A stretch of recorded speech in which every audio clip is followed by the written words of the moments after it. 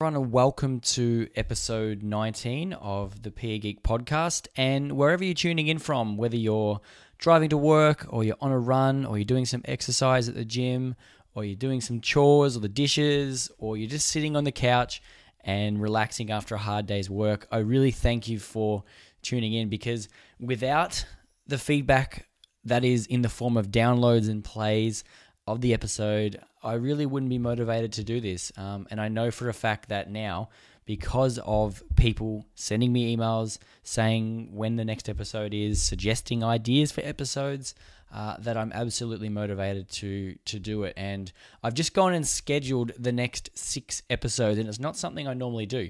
I mean, normally I'm thinking about one episode ahead, but I've gone and planned out the next 6 episodes to bring us right up to episode 25, which is that quarter of a century. And we're going to be covering all sorts of things from dance. We've got a whole episode dedicated to using dance in your classroom. That's episode 20, right up to how you can motivate running and exercise, and even doing an episode on mindfulness in PE and things like yoga and those sorts of practices, which are really getting big headways in lots of different spaces. So today's episode is going to be focusing on the role of assessment and the different tools that you can use to help you become more efficient in this regard, and just a little bit of a roundup of some of the things that people are using and doing with Google in their classroom to sort of help with assessment and sort of make it more efficient and effective. And I'm going to be shouting out a few teachers that I think are doing some really good stuff in that regard. Now, before we dive into the content, I just wanted to point out an upcoming venture that I shouldn't say venture, an upcoming website that I have that's going to be launching in 2015. And the basic idea is that it is all about raising money for your PE programs. And if you've ever seen the website Kickstarter or GoFundMe, basically you put up a campaign and people from all around the world fund the campaign if they believe in it and if they like to support it. So I'm bringing that to the PE world, and that you will be able to go onto the site, you'll be able to do it all for free, post your campaign, and I'm going to pick a campaign a month to fund in its entirety. And people from all over the world, and even in your community, will have a platform to provide funds for that. Now, it could be anything. I mean, the projects are designed to be small in that you can raise $50 or you can raise up to $500. And you basically say what you're going to be using it for. People contribute. You share those links to your social networks and your community and so on. And at the end of, if you raise all your funds or whether you raise half your funds, those funds are sent to you, and you can go ahead and you can make good on your promise. And as I mentioned, I'm going to choose to fund a project on the site in its absolute entirety once a month. And that's to encourage people to jump on, to get signed up, and to contribute as much as they possibly can to growing and helping PE go into the masses. Now, I should point out that I'm not going to be raising my own funds on there at all, and it's not designed for people to contribute funds to me. It's the absolute opposite. It's for people to raise funds for their own programs, and I'm just going to be sticking to my agreement of choosing one that I think resonates with me every single month and funding it in its entirety. And I certainly hope that the community gets behind it. And it's really exciting for me, because I know that it's going to be giving back to all the people that have made this possible for me. So let's dive into the content.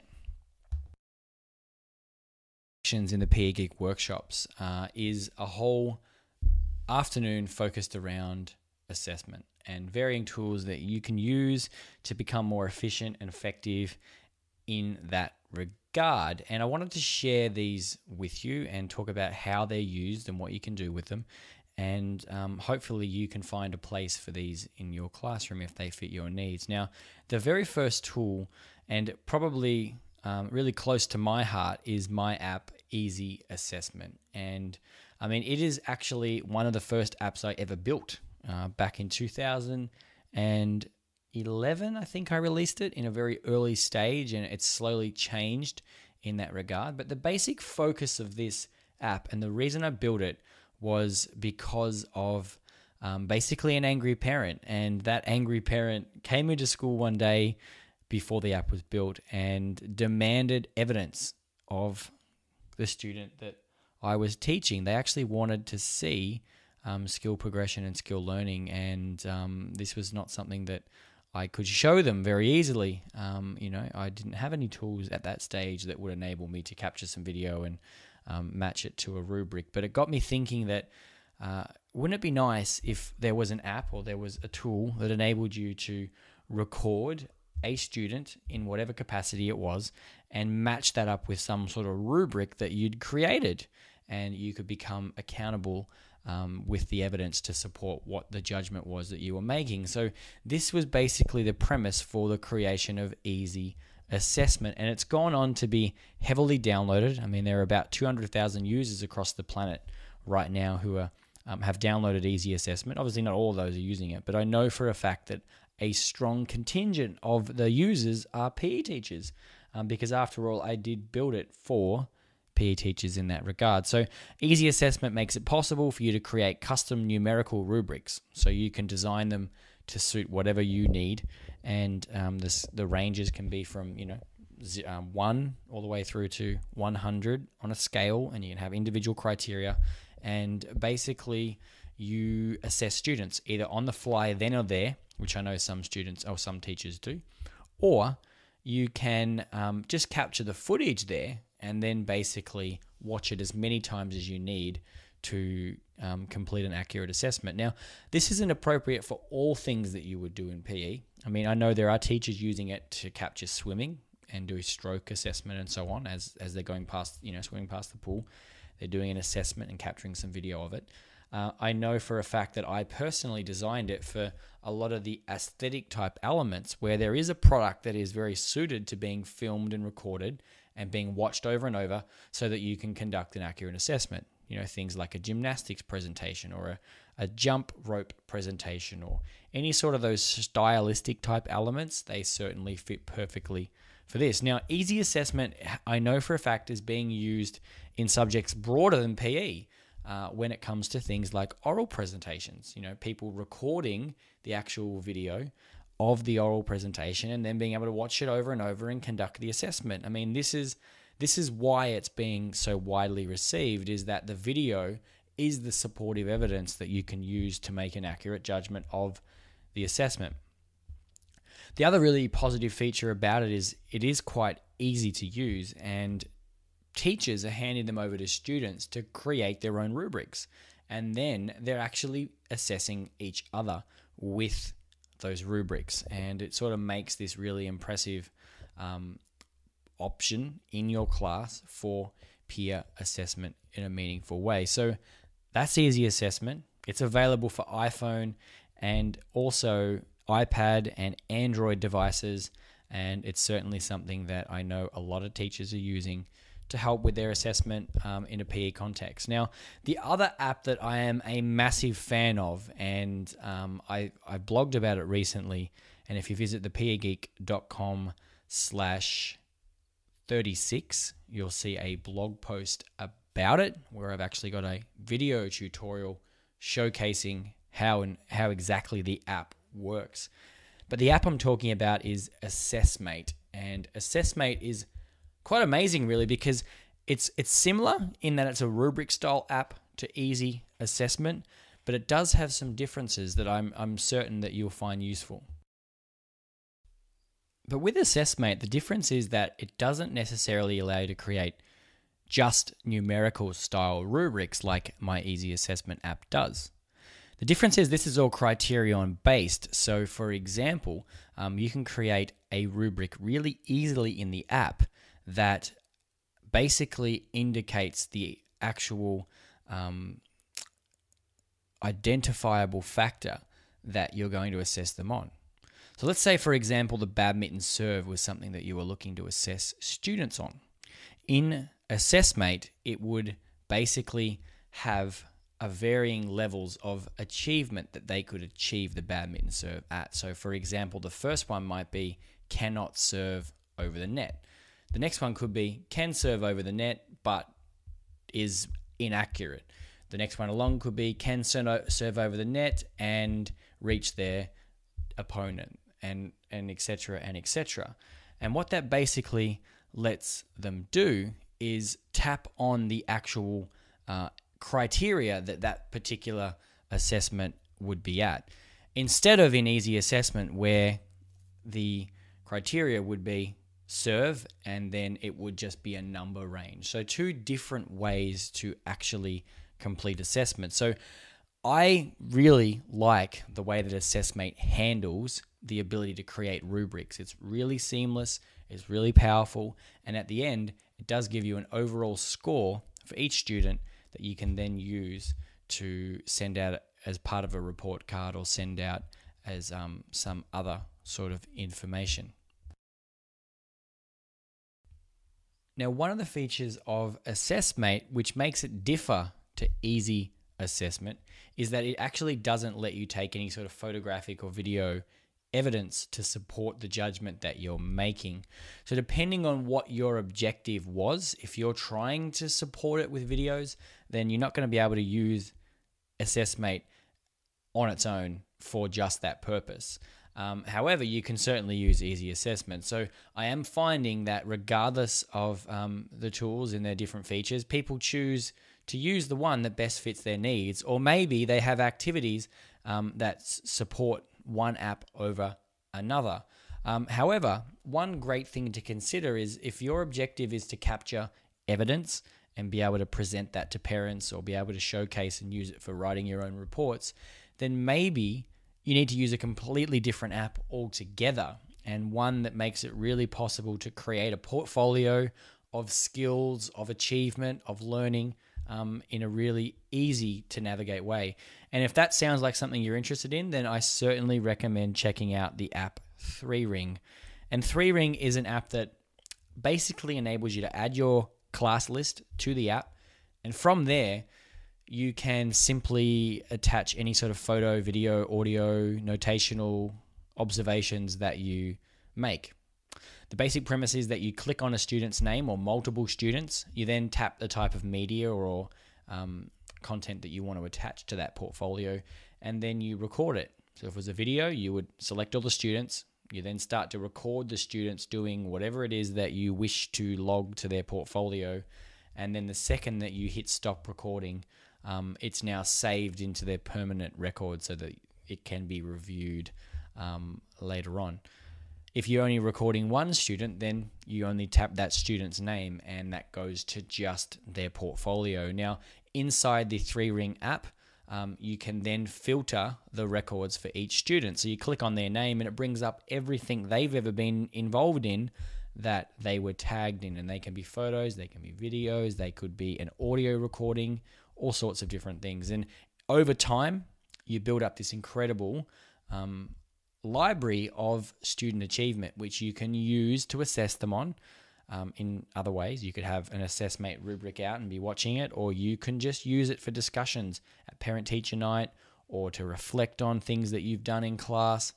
Really easy way to build up a bank of resources. Now, I should point out that 3Ring is entirely free, and you access the content via your 3Ring account, which means that the videos and photos and so on are stored in the 3Ring servers completely for free. That doesn't suit everyone. Some schools have limitations on, being able to store student information in certain cloud-based networks, and they might find that that's not something that the school supports. If that's the case, then you want to probably consider using an app called Easy Portfolio, which is mine. It's available on iPhone and Android, and it's my most downloaded and most successful app I've ever released, with 500,000 downloads across in all of the app stores. And what it lets you do is exactly like 3Ring, add all your students, but then start to capture information and achievements of those students. The difference is that is stored on your device. It's not communicated to a server. It's just basically stored on your device for you to review. It means you can do it all offline, which is, I guess, a positive, whereas 3Ring, you need an internet connection. And the net result is that you have everything on the device. You can review it. You can send it to someone via email or via Dropbox, Google Drive if you choose. However, you don't need to do those things to be able to collate this information. Now, I built Easy Portfolio for myself. Again, I wanted to be able to document and curate information that was meaningful and would help me write my reports, and Easy Portfolio is certainly that. So at the end of a semester, people can click on a student's name, they can see all the videos, the photos, the audio that they've been involved in, and they can very easily make observations about that. Now, I'm really proud of this app because it is an award-winning app. It has won a couple of awards globally in the United States and here in Australia, and it also is something that I donated to the One Laptop Per Child program, and it's installed on the tablets that have gone out to third world countries all around the planet. And it basically means that those people and those students can really document their learning. I basically think of Easy Portfolio as like the fridge. You know where you have your fridge and you put up student work and so on display. Well, Easy Portfolio is like the digital version of the fridge. You can document the learning taking place for every student, and then you open up their portfolio and then you can see everything they've done. But it's not just, physical things that you can document. It's videos and sounds and observations and all sorts of stuff in a really meaningful way. So 2 choices, 3Ring or Easy Portfolio for that sort of ongoing style assessment that you can find really powerful. Now, last but not least, I wanted to mention how powerful Google Apps is in the classroom. Now, Google Apps, if you're unfamiliar, is a suite of tools released by Google that are sort of steered towards the education landscape, and it includes things like Google Drive, which lets you create documents and spreadsheets and presentations, all of it from within your browser. If you're familiar with Microsoft Office, well, think about that, but make it available inside of a web browser, and you've basically got Google Apps at its most basic foundation. Now, one of the things that you can create in Google Apps is a Google form. Now, a Google form basically lets you create something that can be filled in by other people. And you can create surveys, you can create questionnaires, you can create tests, you can create all sorts of forms that people can fill in and get information on.